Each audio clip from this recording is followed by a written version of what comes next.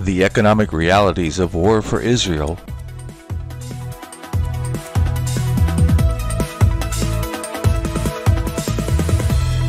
Hello, this is Chart GPT today. A little bit of economic news on the Israeli economy and relative to the ongoing conflict in Palestine, Gaza, with Israelis. Of course, this has been on the news for quite some time now, but with kind of a interesting data coming out on the actual economy and how it's affecting the Israelis there. And it may have a material effect on what's going on in the war. There's a couple of headlines. Over 200,000 Israelis internally displaced amid the ongoing Gaza war and tensions in the north. There's quite a few communities that have been evacuated because of the war there on the northern border of Israel. And here's another one here. With the ongoing war, Bank of Israel cuts borrowing costs, which is a typical sign that they're trying to rescue their economy.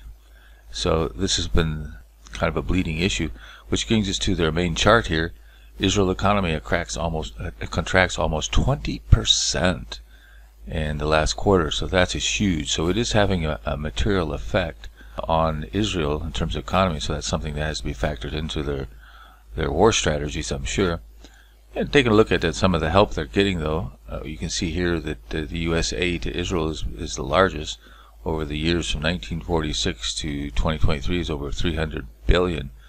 Obviously, majority of that going to military, but some economic. So they're having some struggles there. Here's a kind of a long-term chart. They've been cruising around 3.68 billion. I know there's a bill being fluttered about in the Congress to give them an additional 14 billion for the war effort there. So this is quite interesting. Whether this will pass or not right now, it's not clear, but who knows. But so you can see why they need to continue the war effort. Now, again, we're not trying to get into the rationales of whether it's right or wrong.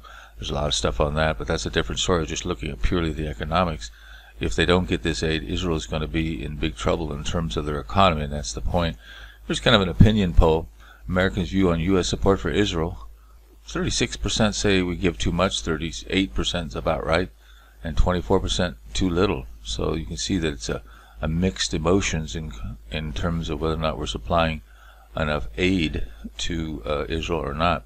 In any case, check the post link in the description box for an AI readout of how these protracted long wars could affect a country's GDP, and answer our online poll. Will the war in Israel and Gaza end anytime soon to help their economy? Now don't forget to subscribe.